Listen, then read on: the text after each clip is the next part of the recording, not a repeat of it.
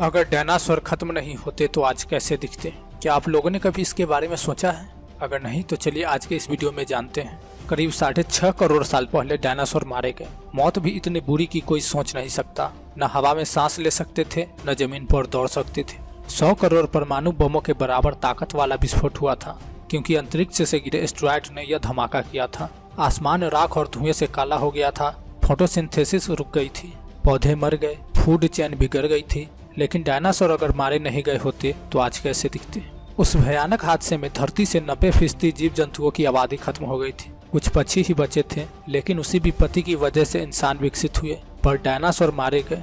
इंसान proto primate से होते हुए प्राइमेट और फिर निएंडरथल और न जाने कैसे कैसे वानरों से विकसित हुए। अब पूरी धरती पर सबसे ज्यादा इंसानों जैसे स्तनधारी जीव मिलते हैं। अगर डायनासोर उस हादसे से बचते तो क्या वो स्तनधारी जीवों में तब्दील हो जाते?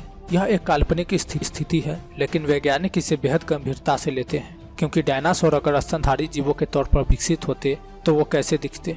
आज के दौर में दिमाग विकसित हुआ, यंत्र बने, भाषाएं विकसित हुई, बड़े सामाजिक समूह बने। अब धरती पर 800 करोड़ से ज्यादा स्तनधारी इंसान हैं। धरती पर मौजूद सभी जंगली जानवरों से ज्यादा आबादी है इंसानों की, तब डायनासोरों की थी। 1980 के पैलियोंटोलॉजिस्ट डेल रसेल ने एक एक्सपेरिमेंट किया था, जिसमें उन्होंने बताया कि अगर मांसाहारी डायनासोर जिंदा होते तो वे बेहतरीन यंत्रों का इस्तेमाल करने वाले बुद्धिमान जीव होते। उन्होंने दिमागदार डायनासोरों को डायनोसोराइड नाम दिया था। ये इंसानों की तरह ही चलते, उन्हीं की तरह दिखते, लेकिन इंसान इन्हें आज के समय में देखता तो डर जाता। इसके पीछे डेल रसेल का दावा यह था कि अगर आप बहुत बुद्धिमान नहीं हैं तो हो सकता है कि आप सर्जन, वकील, इंजीनियर या नासा के रॉकेट साइंटिस्ट न बन पाए, लेकिन आर्टिस्ट, एक्टर या एंटरप्रेन्योर तो बन ही सकते हैं। यही फॉर्मूला सतत विकास यानी एवोल्यूशन के साथ लागू होता है। अब आप डायनासोरों के आकार को देखिए। सोरोपोड प्रजाति के डायनासोर 30 से 50 टन वजनी और 30 मीटर से ज्यादा लंबे होते थे, यानी हाथी से कई गुना बड़े। ऐसी कई प्रजातियां थी डायनासोरों की।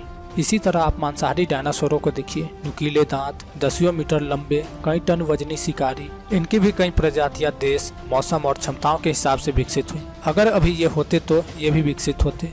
जरूरत के हिसाब से इनके शरीर और ब्रेन में बदलाव आ जाता। इन बड़े डायनासोरों के दिमाग आकार में बड़े जरूर थे, लेकिन अक्ल में नहीं। कई डायनासोरों के दिमाग छोटे भी थे, क्योंकि उनका आकार छोटा था। करीब 8 करोड़ साल में यानी क्रिटेशियस काल में टायरेनोसोरस और डकबिल्स का दिमाग विकसित हुआ, आकार में बड़ा। लेकिन इसके बाद भी मांसाहारी डायनासोरों के दिमाग 15 ग्राम से 450 ग्राम के ही थे, जबकि इंसानों का दिमाग 1.3 किलोग्राम वजनी होता है। डायनासोर विकसित होते तो अलग अलग महाद्वीपों, वहाँ के मौसम, अपनी क्षमता और जरूरत के हिसाब से विकसित होते। ये तो आज के दौर में सामाजिक जीव होते, क्योंकि ये पहले भी सामाजिक तौर पर एक साथ रहते थे। इनमें से कुछ शानदार शिकारी बनते, कुछ शाकाहारी जीव, कुछ मेहनती लेबर तो कुछ अपने आकार का फायदा उठाते। लेकिन ये सभी अपने जटिल सामाजिक संरचना में ही रहते। अगर इनके साथ इंसान भी विकसित होते तो शायद दोनों की आपस में लड़ाइयाँ भी होती, या फिर हो सकता था कि डायनासोरों को इंसान इस्तेमाल करते, या फिर इसका उल्टा होता।